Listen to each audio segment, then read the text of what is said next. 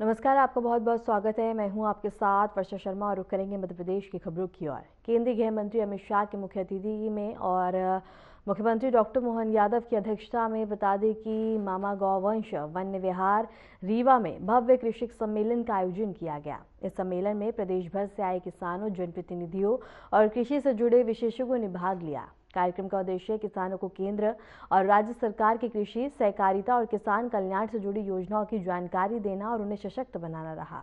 सम्मेलन को संबोधित करते हुए केंद्रीय मंत्री अमित शाह ने कहा कि केंद्र सरकार किसानों की आय बढ़ाने और ग्रामीण अर्थव्यवस्था को मजबूत करने के लिए निरंतर प्रयास कर रही है। उन्होंने सहकारिता क्षेत्र को किसान की ताकत बताते हुए कहा कि इसके माध्यम से किसान आत्मनिर्भर बन सकते हैं। तो वहीं मुख्यमंत्री डॉक्टर मोहन यादव ने कहा कि मध्य प्रदेश सरकार किसानों के हितों को सबसे पहले रखते हुए कृषि विकास, गौ संवर्धन और सहकारिता को मजबूत करने की दिशा में लगातार काम कर रही है। उन्होंने कहा कि ऐसे सम्मेलन किसानों और सरकार के बीच संवाद को सशक्त बनाते हैं। कार्यक्रम के दौरान विभिन्न कृषि नवाचारों, योजनाओं और उपलब्धियों पर प्रदर्शनी भी लगाई गई, जिसका किसानों ने अवलोकन किया। सम्मेलन में बड़ी संख्या में किसान और स्थानीय नागरिक उपस्थित रहे।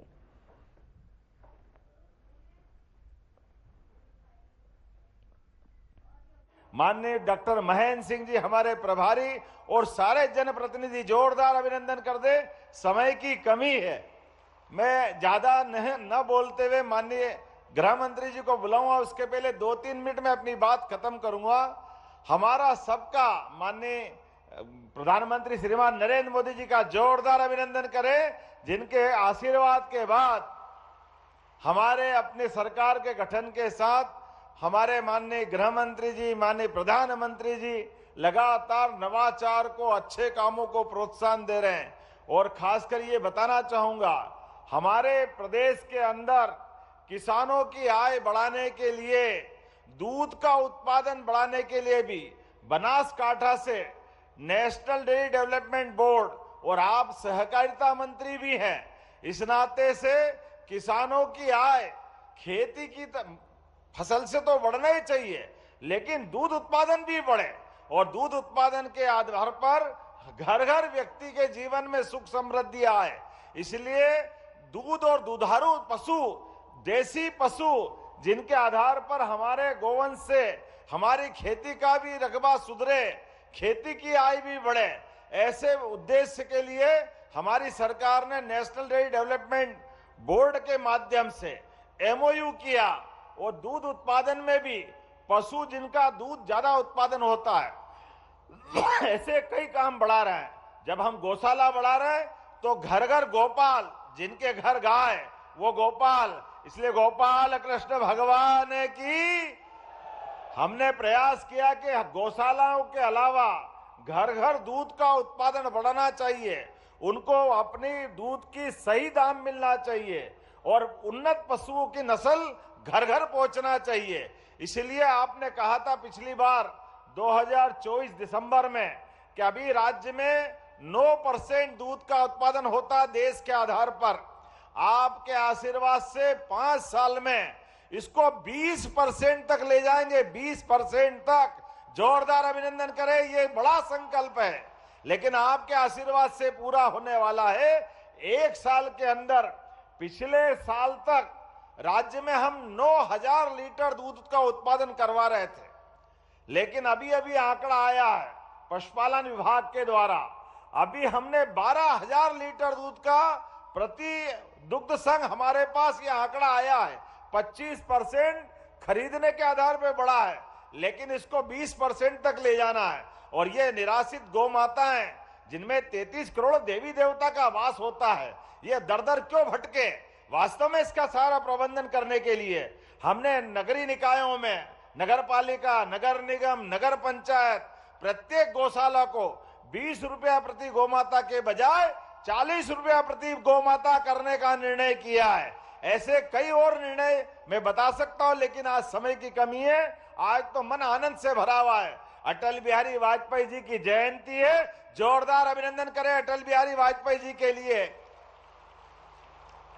जिनके कारण मध्य प्रदेश को गौरव हुआ, दुनिया का सबसे बड़ा लोकतंत्र गौरवान्वित हुआ और हमारी जनसंघ से लेकर भारतीय जनता पार्टी की यात्रा विश्व की सबसे बड़ी पार्टी माननीय अमित जी के नेतृत्व में आपके अध्यक्षीय कार्यकाल में हुई थी।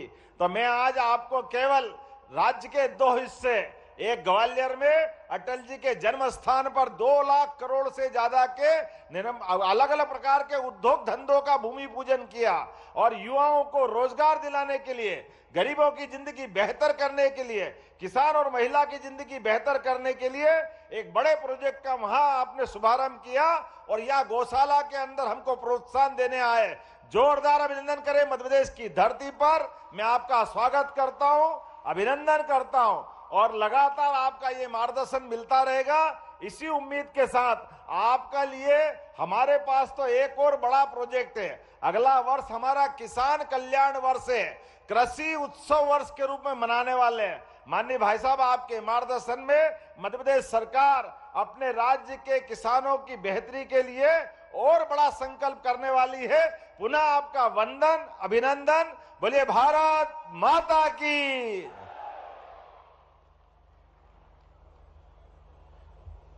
धन्यवाद। अब एक वीडियो फिल्म का प्रदर्शन होगा जिसका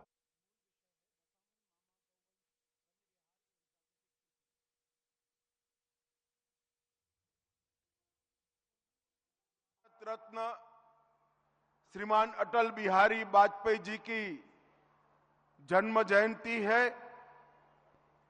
ये रीवा क्षेत्र अटल जी के बहुत प्रिय क्षेत्रों में से रीवा क्षेत्र हुआ करता था और मुझे बताया कि जब वो प्रधानमंत्री बने तब इनके जो वाहन चालक थे वो यही के वीर बहादुर सिंह जी थे। तब अटल जी वघेली बोली में ही वीर बहादुर सिंह के साथ बात करते थे। और मित्रों, अटल जी ने न केवल भारतीय जनता पार्टी, पूरे देश के सार्वजनिक जीवन में सुचिता को बड़ा महत्व दिया होते हैं। सम्माननीय अटल जी उसी श्रेणी के राजनेता रहे। मैं मनपूर्वक अटल जी को श्रद्धांजलि देकर मेरी बात की शुरुआत करना चाहता हूं। आज ये मध्य प्रदेश का रीवा क्षेत्र सैन एक विकसित क्षेत्र में बढ़ रहा है। आज एशिया का सबसे बड़ा सोलर प्लांट हमारे रीवा में, रीवा से प्रयागराज हो या जबलपुर, बहुत अच्छी 4 मार्गीय सड़कों का विकास हुआ है।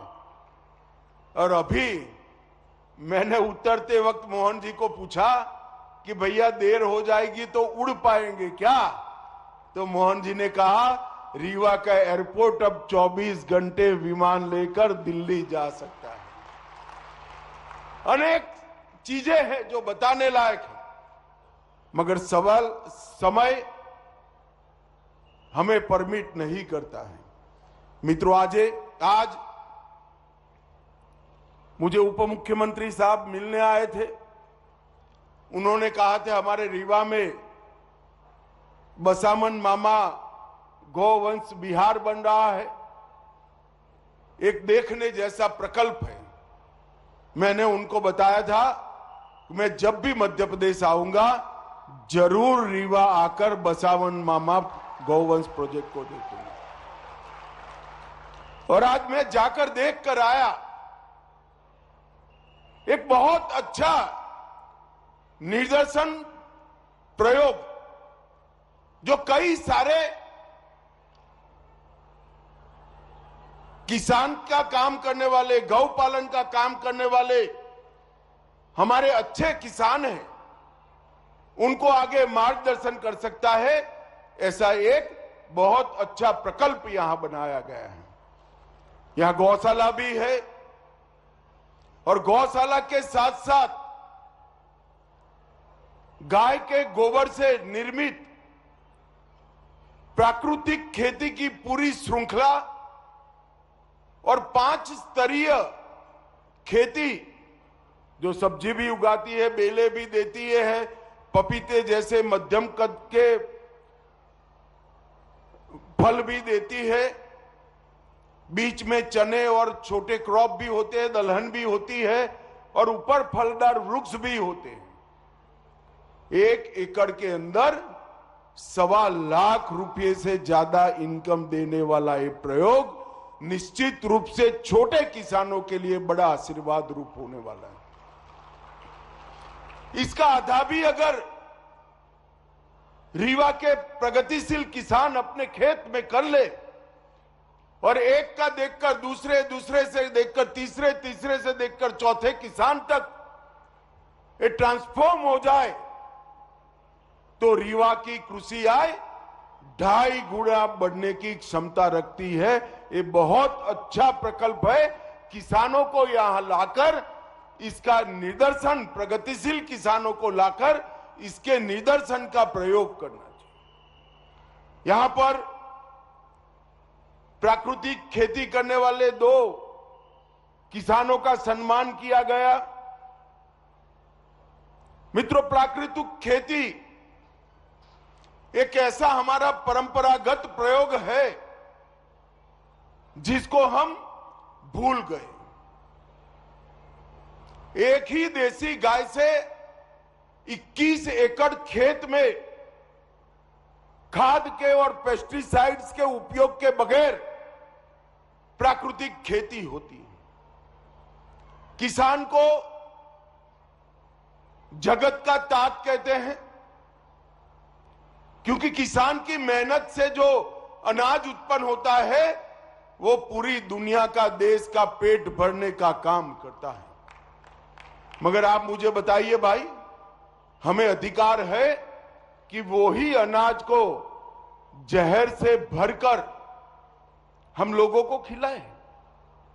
ढेर सारे रोगों के मूल में जाते हैं, चाहे बीपी हो, चाहे डायबिटीज हो, चाहे थायराइड हो। अनेक प्रकार की बीमारियां अनाज में मिश्रित एक केमिकल फर्टिलाइजर से होती है। अब किसान कहेगा मेरी आय का क्या होगा, मगर प्राकृतिक खेती एक ऐसा प्रयोग है जो गौ माता के गोबर और मूत्र के उपयोग से, छोटी छोटी प्राकृतिक चीजों की मिलावट से एक ऐसी व्यवस्था बनती है जो किसान की आय को भी कम नहीं करने देती और उनकी उपज शुद्ध होती है। किसान की आय बढ़ेगी, पानी का बचाव होगा और कई प्रकार के रोगों से अनाज खाने वाले लोगों की मुक्ति होगी। और ये एक्सपेरिमेंट अब छोटा मोटा नहीं है। देश के 40 लाख किसान प्राकृतिक खेती को अपना चुके हैं और ये सिद्ध हो चुका है। मैंने मेरे खुद के खेत में इसका एक्सपेरिमेंट किया है। इससे उत्पादन कम नहीं होता है, उत्पादन बढ़ता है। और मित्रों, जब प्राकृतिक खेती बढ़ने लगी तो विश्वास का संकट आया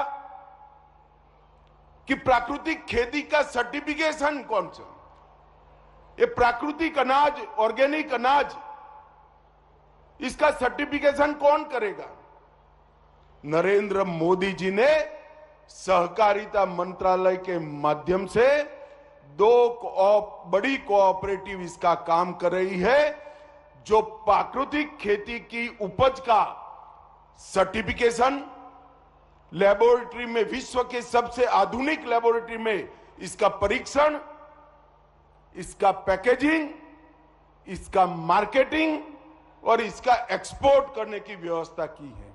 और आने वाले दिनों में देश भर में 400 से ज्यादा प्रयोगशालाएं किसान को सर्टिफिकेट देगी कि इसका खेत भी प्राकृतिक है और इसकी उपज भी प्राकृतिक है, जो किसान की आय को लगभग 1.5 गुना बढ़ाएगी। दुनिया भर में बहुत बड़ा बाजार है प्राकृतिक खेती का। पूरी दुनिया मान चुकी है कि ऑर्गेनिक अनाज खाने से ऑर्गेनिक खाना खाने से स्वास्थ्य अच्छा रहता है और दुनिया के बाजार में हमारे किसान का ऑर्गेनिक प्रोडक्ट अच्छे से पहुंच पाए, इसके लिए सर्टिफिकेशन चाहिए, साइंटिफिक टेस्टिंग चाहिए, पैकेजिंग।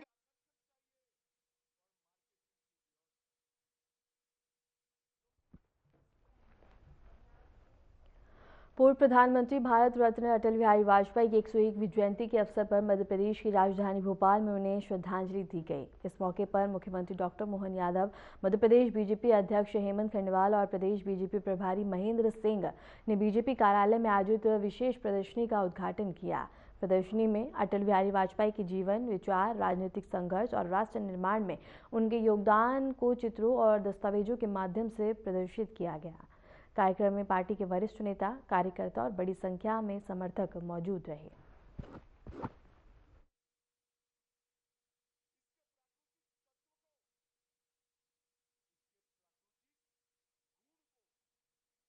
रत्न स्वर्गीय अटल बिहारी वाजपेयी जी के 101 जन्मोत्सव पर पूरा देश अटल जी के योगदान को याद रख रहा है।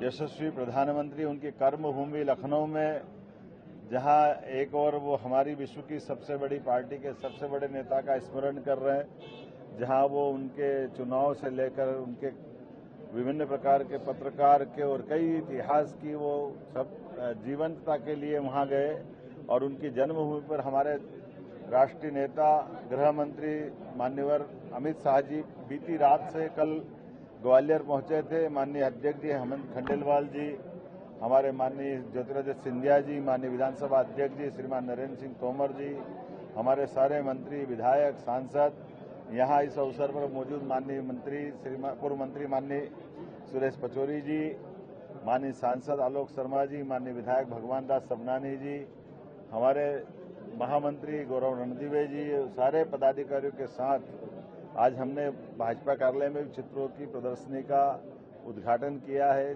अटल जी के जीवन का प्रत्येक पक्ष बहुत आनंद के साथ जीने का एक संपूर्ण मानव का जो रोल होता है, वो रोल हमको दिखाई देता है। उनके बाल्यकाल के स्कूली जीवन से जिस प्रकार से उन्होंने अपनी एक पहचान बनाई और जिस प्रकार से संघ के लिए पूरा जीवन राष्ट्र कार्य के लिए देकर के उन्होंने राष्ट्रीय स्वयंसेवक संघ के प्रचारक की भूमिका निभाते हुए फिर पत्रकार की भूमिका, फिर लोकनायक की भूमिका, जननायक की भूमिका, एक कार्यकर्ता के नाते से एक व्यक्ति के अंदर कितने प्रकार के, और इतने ही नहीं, जिस व्यक्तित्व के लोकसभा में जाने के बाद पक्ष हो विपक्ष हो, चाहे कोई दल से सहमत हो असहमत हो, लेकिन अटल जी का ऐसा व्यक्तित्व था जो हर दल वाला बड़े सम्मान के साथ उनको देखा करता था। ऐसे अटल बिहारी वाजपेयी जी की 101वीं जयंती मध्य प्रदेश के लिए और सौभाग्य की बात है। हमारी सरकार बनने के बाद अटल जी की जयंती मनाने के लिए हमने सर्वहारा कल्याण के लिए पंडित दीनदयाल उपाध्याय जी की उस भावना के आधार पर, जब हर व्यक्ति को रोजगार मिले, हर एक व्यक्ति के जीवन में सुख समृद्धि आए, इसलिए उद्योग रोजगार वर्ष का समापन और 2 लाख करोड़ से ज्यादा के इंडस्ट्रियों का भूमि पूजन लोकार्पण का काम माननीय अमित शाह जी के माध्यम से हुआ है। एक तरफ जब हम इंडस्ट्रियों का भूमि पूजन लोकार्पण कर रहे हैं, एक तरफ प्राकृतिक खेती और गौशालाओं के संरक्षण के लिए भी हमारी सरकार काम कर रही है। इसलिए रीवा के बसामन मामा गौशाला में भी माननीय अमित जी को लेकर के गए थे। ये अटल जी के माध्यम से हम अपने जियो और जीने दो के सिद्धांत का भी प्रतिपादन करते दिखाई दिए। मेरी अपनी ओर से अटल जी को हम सब जीवन भर कोई भूल नहीं पाएगा। उनका अपना व्यक्तित्व ऐसा है और लोकतंत्र को खास करके अटल जी ने कदम कदम पर हर जगह, चाहे संयुक्त राष्ट्र संघ में सबसे पहले हिंदी बोलने वाला मामला हो, पाकिस्तान से दोस्ती का हाथ बढ़ाने वाला मामला हो, पोखरण में परमाणु विस्फोट करके भारत को शक्ति संपन्न बनाने वाला मसला हो, हर जगह अटल जी ने अपनी एक विशेष छाप छोड़ी है और हम सब अटल जी को जीवन भर याद रखेंगे।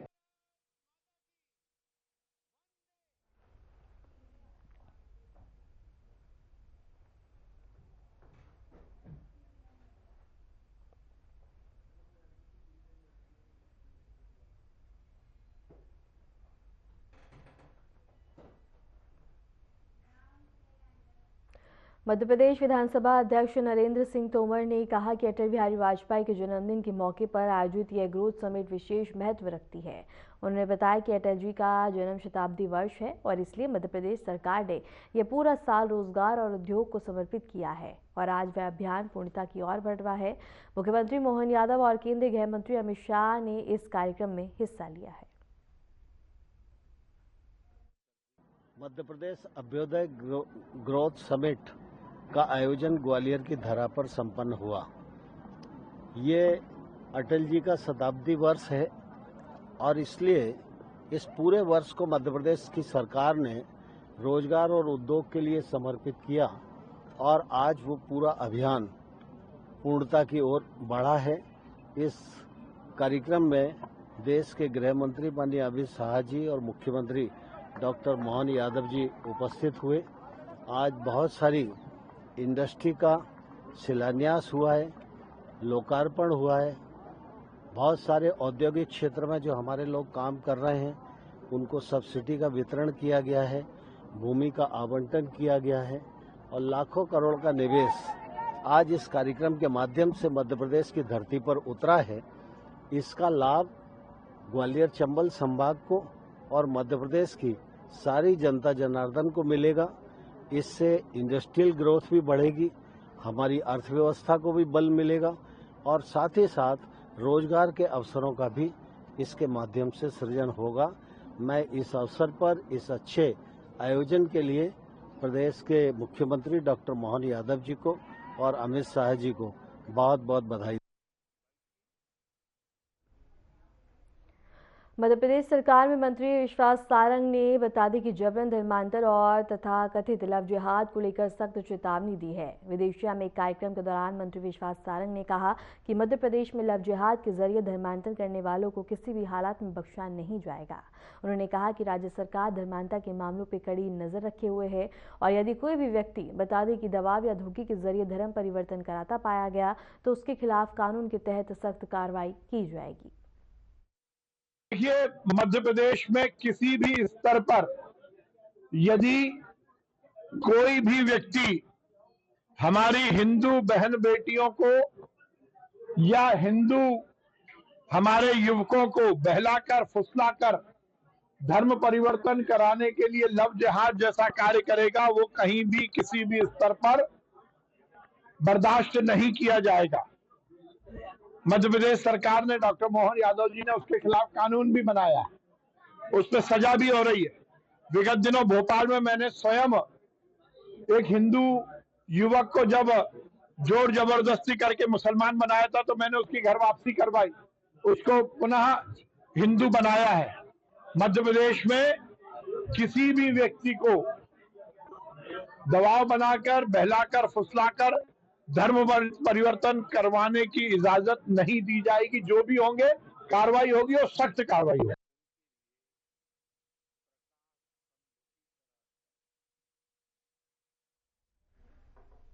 भारतीय बैडमिंटन के दिग्गज खिलाड़ी साइना नेहवाल ने मध्य प्रदेश के सतना में आयोजित संसद खेल महोत्सव में शामिल हुई। उनके आगमन पर आयोजकों और खेल प्रेमियों ने गर्मजोशी से उनका स्वागत किया। कार्यक्रम के दौरान बता दी कि साइना नेहवाल ने खिलाड़ियों और युवाओं से संवाद किया और खेलों को करियर के रूप में अपनाने के लिए प्रेरित किया। उन्होंने कहा कि निरंतर अभ्यास, अनुशासन और आत्मविश्वास से किसी भी लक्ष्य को हासिल किया जा सकता है।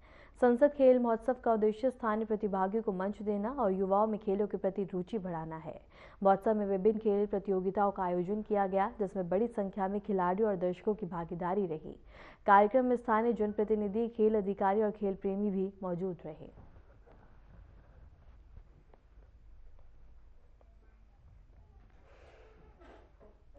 फिलहाल के लिए मध्य प्रदेश की खबरों में इतना ही। नमस्कार।